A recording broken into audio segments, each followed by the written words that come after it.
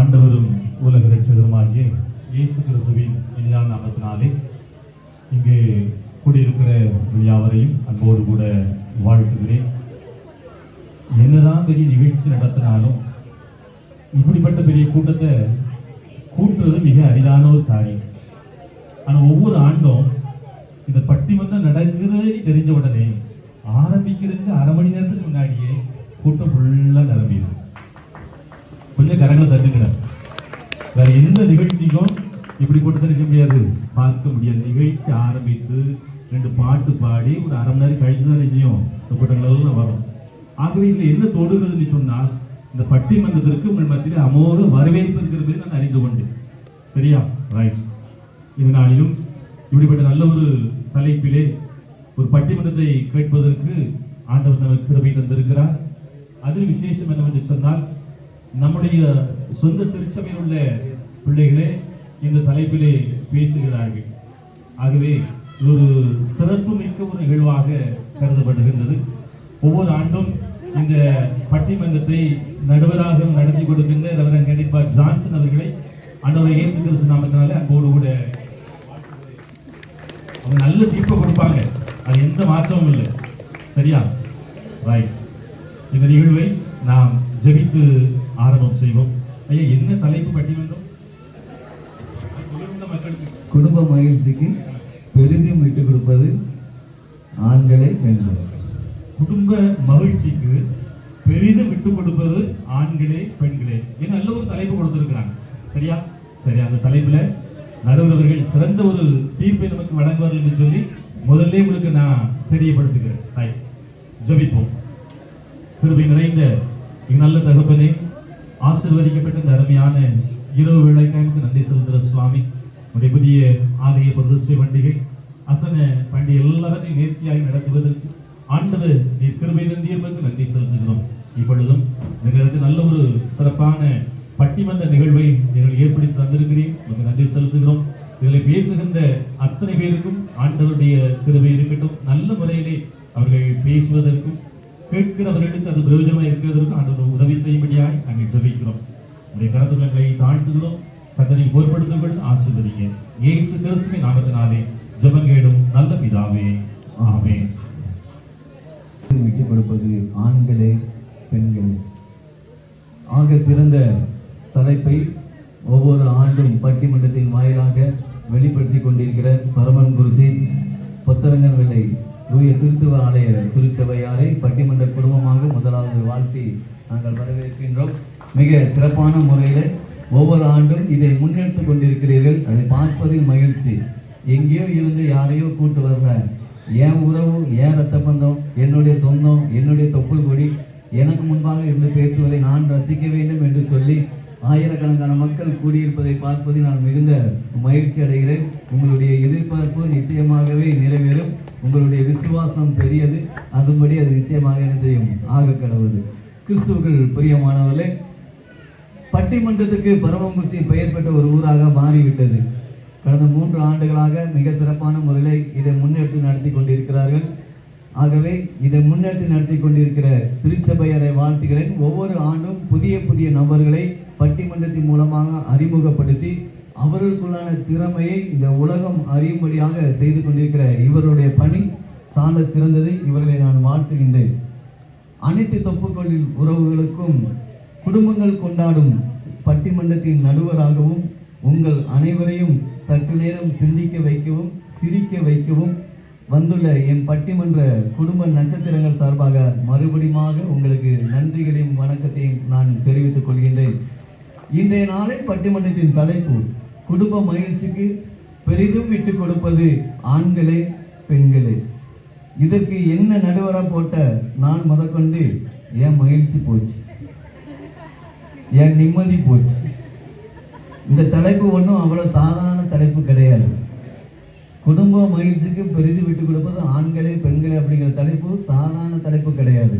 ஏன்னா நான் 3 நாள் இங்கே நிறைய பேர்ட்ட டைரெக்டாக போய் வியூ எடுத்தேன். எனக்கு வந்தது அநேக கொலை மிரட்டல் தான் வந்துச்சு. நீ என்ன சொல்லி தப்பிக்க போற பார்ப்போம் அப்படின்னு நிறைய கொலை மிரட்டல் தான் எனக்கு வந்துச்சு. மிக அருமையான தலைப்பு இது. எப்படி இந்த தலைப்பு எப்படிப்பட்ட தலைப்பு நான் பார்க்குறேன் அப்படின்னா, ஈரான் நாட்டுல ஒரு நீரிணை இருக்கிறது, ஹார்மோஸ் நீரிணை. அந்த ஹார்மோஸ் நீரிணையை மூடுறதுனால உலக அளவில் என்ன வந்துச்சு, பெட்ரோலிய பொருளுக்கு ஒரு தட்டுப்பாடு வந்துச்சு. பெட்ரோலிய பொருட்கள் மாத்திரமே உலக அளவில் பொருளாதாரத்தில் மிகப்பெரிய ஒரு தாக்கத்தை ஏற்படுத்தி, அந்த அளவு தாக்கத்தை குடும்பத்திலே பெரிதும் தாக்கத்தை ஏற்படுத்துகின்ற தலைப்பு தான் இந்த மாபெரும் உன்னதமான இந்த தலைப்பு. இப்பேற்பட்ட தலைப்பை இந்த நாளிலே சிந்திக்கும்படியாகவும் சிரிப்போடு நகைச்சுவை கலந்து என்னோடு கூட பேசும்படியாகவும் வந்திருக்கின்ற இவர்களை பார்ப்பதில் நான் மிகுந்த மகிழ்ச்சி அடைகிறேன். பொதுவாக குடும்பத்தின் மகிழ்ச்சி எதை வைத்து நிர்ணயம் செய்யப்படுகிறது? முதல் மகிழ்ச்சி நிர்ணயம் செய்யப்பட்டால்தான் அங்கு விட்டு கொடுப்பது யார் என்பதை நாம் அடையாளம் பார்க்க முடியும். அப்போ பொருளாதாரம் இங்கு மையமாக இருக்கிறதா என்று பார்ப்போமானால், பொருளாதாரம் மையமாக இருந்தாலும் பிள்ளைகள் கேட்பதை வாங்கி கொடுத்து பார்ப்பதில் பெற்றாருக்கு இருக்கிற மகிழ்ச்சி தனி மகிழ்ச்சி தான். அதிலும் தாய் தந்தையருடைய விட்டு கொடுப்பு மிக அதிகமாக என்ன செய்கிறது இருக்கு. ஒரு முறை ஹிலாரி கிளின்டன், பழைய அமெரிக்க அதிபரோட மனைவி இந்தியாவுக்கு வந்தார்களாம். வந்துவிட்டு மறுபடியும் அவர்கள் அமெரிக்கா கடந்து செல்லும் போது, உங்களுக்கு இந்தியாவில் ரொம்ப பிடிச்சது எது? அங்கே இருக்கிற உயர்ந்த கோபுரங்களா, இல்லைன்னா வானளவு உயர்ந்த அந்த கட்டடக்கலை சிற்பங்களா, உங்களுக்கு எது பிடிச்சிச்சுன்னு கேட்டாங்க. அப்போ அவங்க சொன்ன காரியம் என்னன்னா, நான் இந்தியாவில் அநேக பகுதிகளை சுற்றி பார்த்தேன், அதில் தமிழ்நாட்டில் நிறைய சுற்றி பார்த்தேன். அங்கே இருக்கிற உயர்ந்த கோபுரங்களும் கலைநுட்பத்துடன் கூடிய சிற்பக்கலையை காட்டிலும் அந்த தமிழ் மக்களிடம் காணப்பட்ட குடும்ப உறவு என்னை மிகப்பெரிய ஆச்சரியத்தில் மாற்றியது என்று சொன்னார்களாம். அப்பேற்பட்ட சாலை சிறந்தது தமிழ் மக்களின், நம்மளுடைய மக்களின் குடும்ப உறவு. ஒரு கைத்தட்டு பண்ணிக்கிறாங்க. ஒரு வெளிநாட்டு பெண் இந்தியாவுக்கு வந்து மறுபடியும் சொந்த ஊரு கடந்து செல்லும் போது தமிழ்நாட்டு மக்களிடம் காணப்பட்ட குடும்ப உறவு அவர்களை மெய் சேர்க்க வைத்ததாம். அந்த வகையில் வார்த்தையால் அலங்கரிப்பது மேலை நாடு, வாழ்க்கையை அலங்கரிப்பது தமிழ்நாடு. வார்த்தையை அலங்கரிப்பது மேலை நாடு, வாழ்க்கையை அலங்கரிப்பது தான் தமிழ்நாடு. ஆகவே இந்த தமிழ்நாட்டில் இன்னைக்குள்ள சூழல்ல ஆண்கள் பெரிதளவு விட்டு கொடுக்கிறாங்களா, இல்லைன்னா பெண்கள் பெரிதளவு விட்டு கொடுக்கிறாங்களா என்பதுதான் நாம் சிந்திக்க வந்திருக்கிறோம். ஒவ்வொரு நபருக்கும் 7 நிமிடங்கள் கொடுக்கப்படும். இந்த 7 நிமிடங்களிலே முதல் 5 நிமிடங்களுக்கு அவங்களுக்கு ஒரு வார்னிங் பெல் கொடுக்கப்படும். 7ஆவது நிமிடத்தில் இறுதி பெல். அதுக்கப்புறம் பேசுகிற எதுவுமே நம்ம என்ன செய்ய மாட்டோம், கணக்கில் ஏற்றுக்க மாட்டோம். சரிங்களா? பெண்கள் டீம்ல இருந்து முதலாவது ஆரம்பிப்பாங்க, ஆண்கள் டீம்ல அதை என்ன செய்வாங்க, நிறைவு செய்வாங்க. சரி, இப்போ ஆண்களுடைய நிலை எப்படி இருக்கும், ஆண்களுடைய நிலை விட்டு கொடுப்பதனால எப்படி இருக்கும் அப்படின்னு நான் பார்த்துக்கும் போது, கல்யாணத்துக்கு முன்னாடி சிங்கமா தான் இருக்கிறோம், ஆனா கல்யாணத்துக்கு பின்னாடி பூனையான செஞ்சிடும், மாறிடும். ஏன் அப்படின்னா அந்த அளவுக்கு விட்டு கொடுக்குறாங்க ஆண்கள். அந்த அளவுக்கு நினைச்சுறாங்க, குடும்பத்துல விட்டு கொடுக்குறாங்க. சட்டையில இருந்து போடுற சட்டையில இருந்து சண்டை வைக்கிற குழம்பு முதற்கொண்டு எல்லாத்துக்கும் என்ன செஞ்சிருக்கு, விட்டு கொடுக்க வேண்டியிருக்கு. கடைசியில் ஆண்களுக்கு கிடைக்கிறது என்ன தெரியுமா, டிவி ரிமோட் தான் கிடைக்குது. டிவி ரிமோட்டை பார்த்துட்டு அமைதியாக உட்காந்துடும், எதுவும் செய்யக்கூடாது, பேசக்கூடாது அப்படிங்கிற நிலைமை தான் ஆண்களுடைய நிலைமையாக என்ன செய்யறது இருக்குது. சரி, அப்போ பெண்களோட நிலைமை எப்படி இருக்குதோ அப்படிங்கிற பார்க்கும்போது, பெண்கள் திருமணத்துக்கு பிற்பாடு தன்னுடைய ஆசை, தன்னுடைய கனவு, தன்னுடைய லட்சியம் எல்லாவற்றையுமே இழந்து விட்டு தன் கணவனுக்காக எல்லாவற்றையும் விட்டு கொடுத்து வாழ்கிறாங்க. பார்த்தீங்களா? அந்த வாழ்வுக்கு எதையுமே சொல்ல முடியாது. அது ஆகச்சிறந்த ஒரு வாழ்வாக எனக்கு இருக்குது. உறவுக்குள்ளாக என் நிமித்தமாக ஒரு குத்தம் வந்துடக்கூடாது. உறவுக்குள்ளாக எங்கள் நட்போ எங்கள் சொந்தமோ சிதைவடைந்து விடக்கூடாது என்பதற்காக அநேக பெண்கள் எல்லாவற்றையும் பொறுமையோடு காத்திருந்து அந்த உறவை மறுபடியும் வலுப்படுத்தி கொண்டே இருக்கிறார்கள். அதற்காக பெண்கள் விட்டு கொடுப்பது மிக அதிகம் என்பதையும் இந்த இடத்தில் நான் பகிர்ந்து கொள்ள ஆசைப்படுகிறேன். தீர்ப்புக்கெல்லாம் வரல, இன்னும் இருக்குது. இப்பேற்பட்ட சூழல்ல தான் யார் இதுல அதிகமா விட்டு கொடுக்குறாங்க, மகிழ்ச்சியா இருக்கிறது யாரு, ஆண்களா பெண்களா அப்படின்னு பார்க்கும்போது, நாங்க இல்லாம விட்டு கொடுக்கிறது எப்படி? மகிழ்ச்சினாலே நாங்க தான். ஏன்னா வீட்டுக்கு போனா நாங்களாம் யார் தான், அமைதிப்படை அப்படின்னு சொல்லிக் கொள்கிற ஹோம் மினிஸ்டருக்கு உதவியாளர் அணியாக இருக்கின்ற தியாக செம்மகள் தான் இந்த 4 பேரும். மிகப்பெரிய அமைதிப்படையா இருக்கிறாங்க. இந்த பக்கம் இருக்கிறாங்க பாத்தீங்கன்னா 4 பேரு.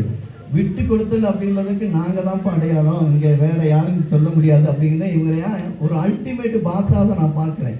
ஏன்னா இவங்களாம் வீட்டுல கெத்தா இருப்பாங்க. ஏன்னா இவங்க ஹோம் மினிஸ்டர்ஸ். ஸோ நிதி அமைச்சர்களின் கூட்டமைப்பாக தான் இந்த நான்கு பேரையும் நான் என்ன செய்கிறேன் பார்க்கின்றேன். சகிப்புத்தன்மை மாத்திரமல்ல, விட்டு கொடுத்தலும் சிகரங்களாக, சகிப்புத்தன்மையின் சிகரங்களாகவும் விட்டு கொடுத்தலின் சிகரங்களாகவும் இந்த 4 நபர்கள் என்கிறார்கள் இருக்கிறார்கள். இந்த தலைப்பு போட்டதுல என்ன நடுவராக போட்டதுல இருந்து என் மனைவி எனக்கு வச்சா பாருங்க ஒரு ஆப்பு. விட்டு கொடுத்தல் எங்கிருந்து ஆரம்பிக்கணும்? உங்ககிட்ட இருந்து ஆரம்பிக்கணும். அதனால அதுவரை நல்லா இருந்தேன், அதுக்கப்புறம் எனக்கு எல்லாமே என்ன செஞ்சு போச்சு, விட்டு கொடுத்தல் நல்லா தூங்குவேன், காலை விரிச்சு நல்லா தூங்குவேன்.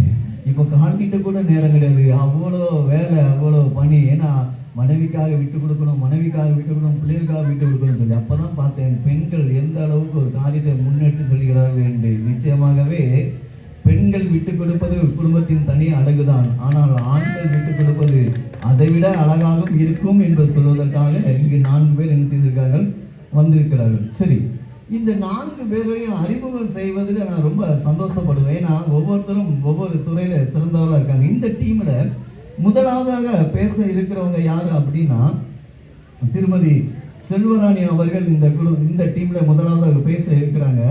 ஸோ இவங்களை பத்தி ஒரு வார்த்தை நான் சொல்லிக்கிறேன். இவங்க ஊருக்கே விற்பாங்க பாத்திரம். ஆனா வீட்டுக்குள்ள ஆண்கள் எப்படி சத்தமில்லாத பாத்திரம் அப்படிங்கிறத ஆண்கள் சார்பாக பேச வந்திருக்கிற ஒரே பெண்மணி தான் செல்வராணி. திருப்பத்தூர்ல இருந்து வந்திருக்கிறாங்க. இப்ப நீங்க எந்திரிச்சு இப்போ உங்களை அறிமுகப்படுத்தீங்க. கை தட்டுங்க, உற்சாகமா கை தட்டுங்க. 2வது பேச வருகிறாரு. இவர் பெரிய கட்டட இன்ஜினியர், ஆனா வீட்டுக்குள்ள போனா சாதாரண பர்னிச்சர்.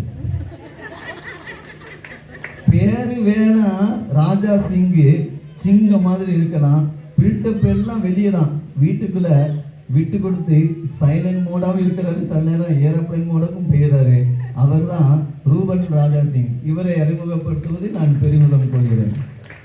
3வதாக இங்க ஒருத்தர் பேச வருவார். இவர் எப்படின்னா உணவு கழிவுல இருந்து உருவாக்குவார் கேஸ். ஆனா இவர் மனைவி பண்றது பல பஞ்சாயத்து கேஸ்.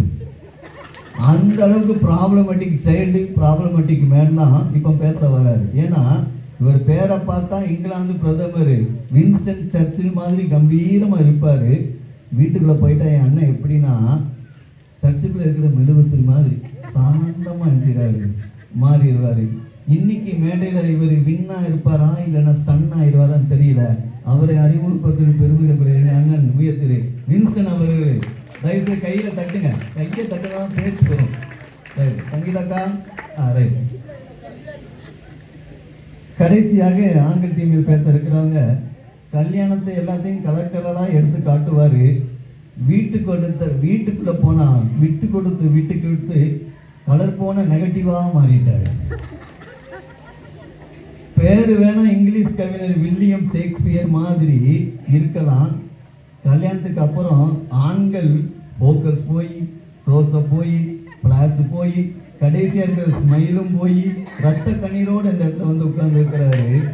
நம்மள ஆண்களோட காவியமா காட்டுவதற்காக வந்திருக்கிற நிழல் படத்தை ஜூம் பண்ணி காட்ட தொகுத்து வந்திருக்கிற திரு விஜே வில்லியம்ஸ் அண்ணன் அவர்களை அறிமுகப்படுத்துவதில் பெரும் மகிழ்ச்சி கொள்கிறேன்.